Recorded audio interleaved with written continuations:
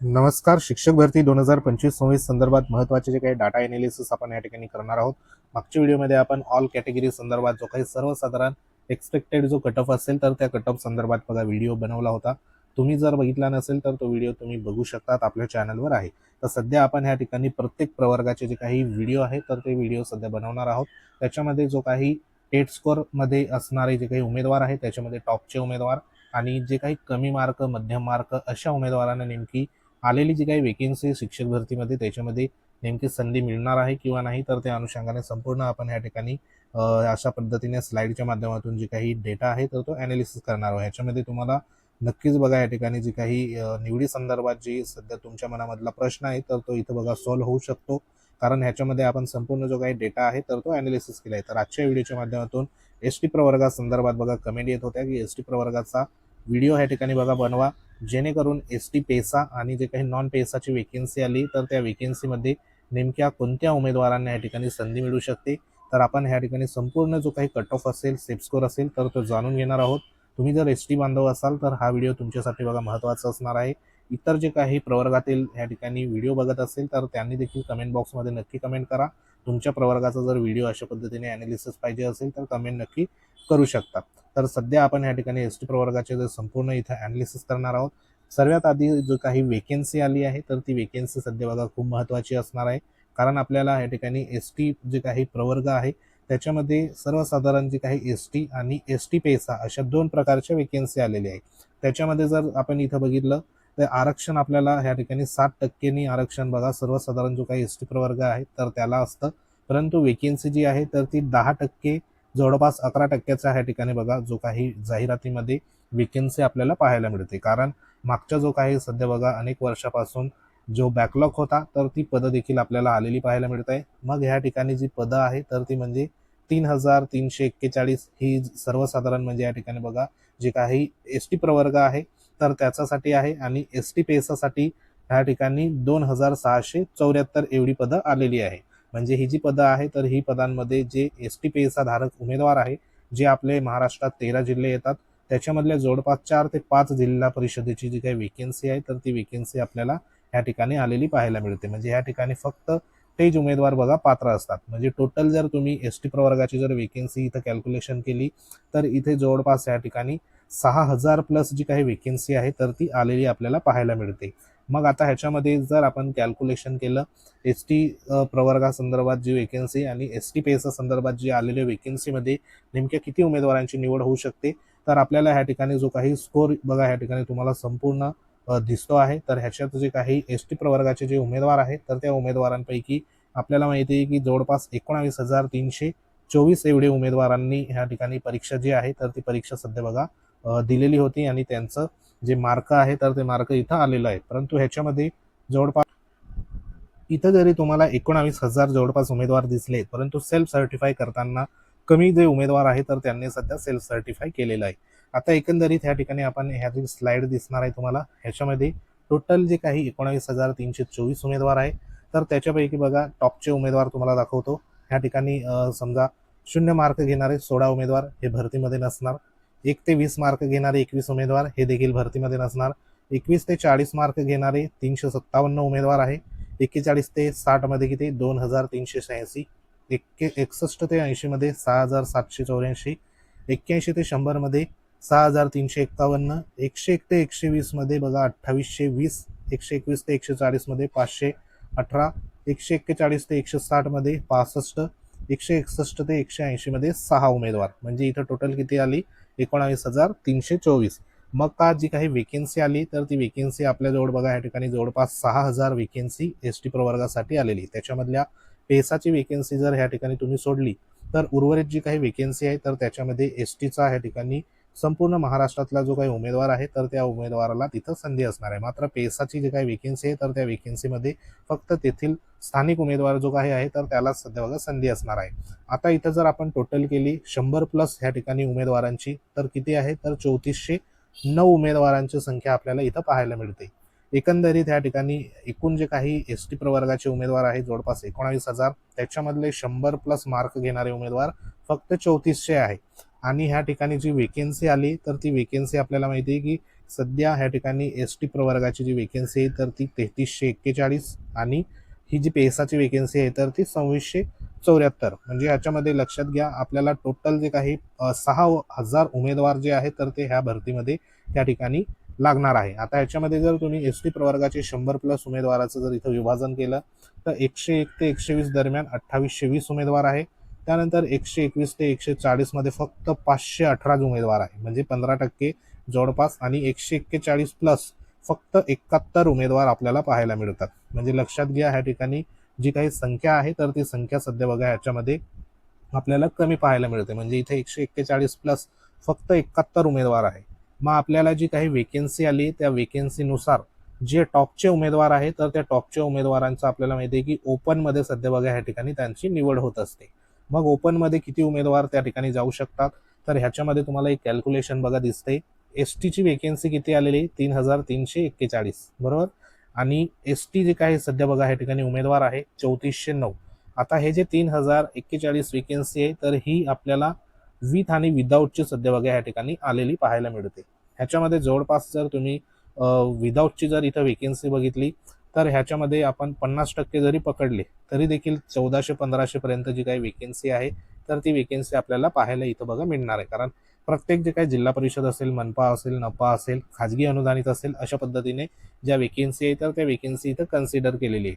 आता ह्याच्यामध्ये जर आपण इथं कॅल्क्युलेशन केलं तर संपूर्ण उमेदवारांचं ह्या ठिकाणी एस.टीची जी वेकेन्सी आहे 3,341 आणि उमेदवार किती 100+3400.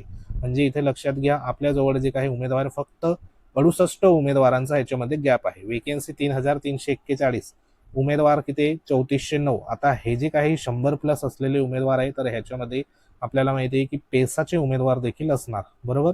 म्हणजे जे काही 100+ मार्क घेणारे त्याच्यामध्ये बहुतेक उमेदवार जे आहे तर ते पेसा क्षेत्रातील असणार आहे.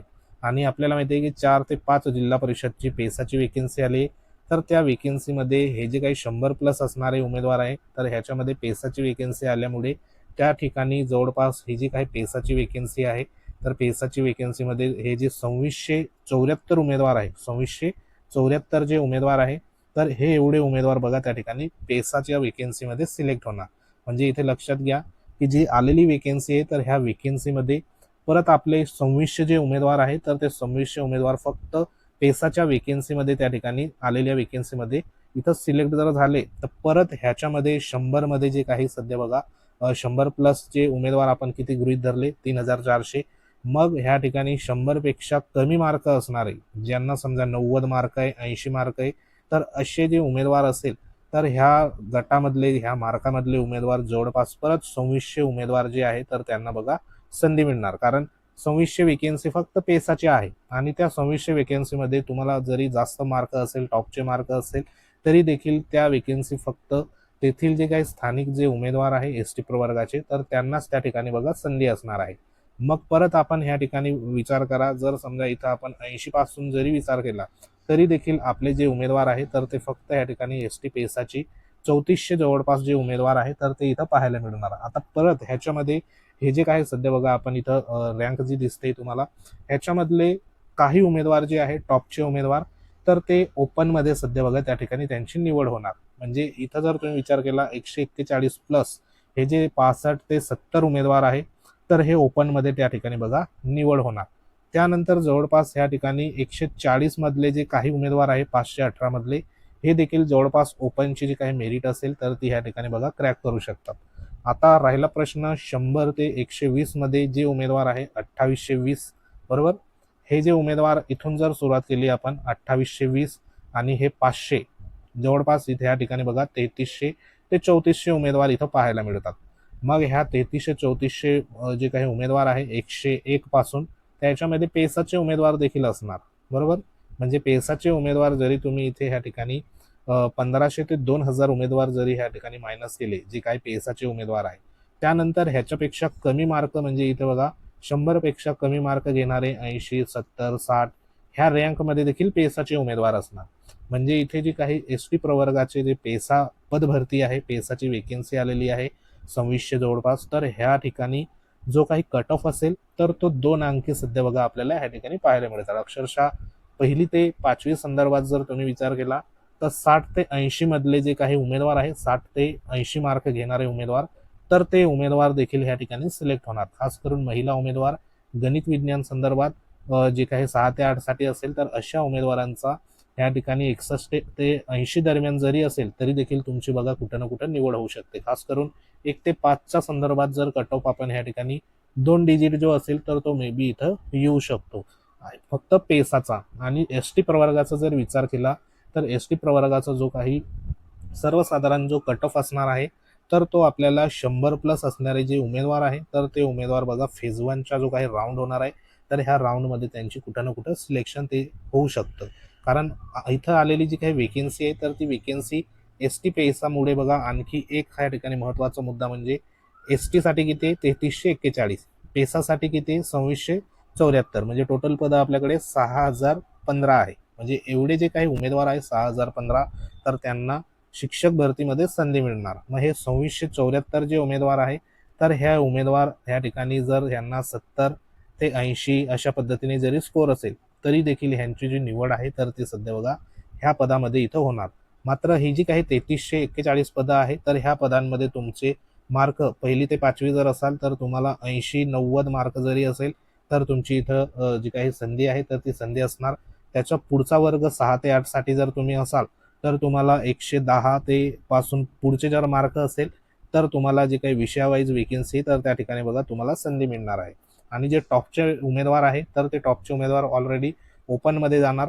जवळपास 100 तरी उमेदवार बघा ओपनमध्ये जाणार आणि ह्या ठिकाणी परत 100 ज्या काही पोस्टसाठी कमी मार्कवाले उमेदवारांना इथं बघा संधी मिळू शकते. म्हणजे एकंदरीत इथं महिलांसाठी जर विचार केला तुम्ही तर जवळपास 100 प्लस महिला 1428 आहे. पुरुष किती आहे तर 1981 बरोबर. म्हणजे इथं टोटल 3400 आपण ह्या ठिकाणी गृहीत धरलेलं आहे. वेकेन्सी जी आलेली आहे तर ती वेकेन्सीच्या हिशोबाने एवढ्या मार्कापर्यंत जे काही उमेदवार आहे तर त्यांना इथं संधी मिळणार आहे. आता इथं जर तुम्ही कट ऑफचा जर विचार केला तर ह्या ठिकाणी 1 ते 5चा जवळपास 100 ते ह्या ठिकाणी 105 पर्यंत येऊ शकतो. 6 ते 8चा 103 ते 110, जास्तीत जास्त बघा 115. 1 ते 5चा देखील बघा जास्तीत जास्त 110. 9 ते 10चा 108 ते 115, जास्तीत जास्त 120 प्लस असेल असे उमेदवार 9 ते 10 साठी. 11वी-12वी साठी 125 प्लस असेल तर तुमचं बघा 11वी-12वी साठी कुठं ना कुठं त्या ठिकाणी पैसा असेल तर तिथं तुमची निवड होऊ शकते. तर अशा पद्धतीने तुमचा जर स्कोर असेल तर तुम्ही फेज 1 मध्ये बघा या ठिकाणी कुठं ना कुठं तुमची निवड होऊ शकते. तर सध्या हा एक महत्त्वाचा जो काही डेटा अनालिसिस होता त्याच्यामध्ये महिलांना बघा इथं जी काही संधी आहे तर ती संधी मे बी पुरुषांप्रमाणे सध्या इथं असू शकते, कारण इथं महिला आरक्षणाची वेकेन्सी देखील असणार आहे. वेकेन्सी आलेली ह्या ठिकाणी बघा जास्त आहे, जवळपास 6015, आणि जे उमेदवार आहे तर ते उमेदवार आपल्याला कमी म्हणजे ह्या ठिकाणी पाहायला मिळतात. फक्त ह्या ठिकाणी जे काही एस टी पेसाचा जो कट ऑफ आहे तर तो कट ऑफ आपल्याला 70 ते 80 मार्कापर्यंत देखील आपल्याला पाहायला इथं बघा मिळू शकतो. खास करून पालघर जिल्हा परिषदमध्ये जे उमेदवार आहे तर त्यांना 1 ते 5 साठी इथं 70 ते 75 मार्कापर्यंत देखील कट ऑफ सध्या बघा येताना आपल्याला पाहायला इथं मिळणार आहे. तर सध्या हा एक महत्त्वाचा जो काही एस टी प्रवर्गासंदर्भात बघा व्हिडिओ होता. माहिती जर आवडली असेल व्हिडिओ लाईक करा, शेअर करा. तुम्ही जर एस टी बांधव असाल तर नक्की कमेंट बॉक्समध्ये कमेंट करा तुमचे मार्क, जिल्हा, आणि तुम्ही ह्या रेंजमध्ये जर असाल तर बघा ह्या ठिकाणी तुम्हाला संधी जी आहे तर ती फेज 1 मध्ये नक्कीच ह्या ठिकाणी अवेलेबल होणार आहे. तर हा एक महत्त्वाचा ॲनालिसिस व्हिडिओ होता. माहिती आवडली असेल तर व्हिडिओ लाईक करा, शेअर करा. अशाच प्रकारच्या व्हिडिओसाठी वेळोवेळी तुम्ही भेट देत राहा. तर भेटू आपण पुढील अपडेटमध्ये. तोपर्यंत जय हिंद, वंदे मातरम.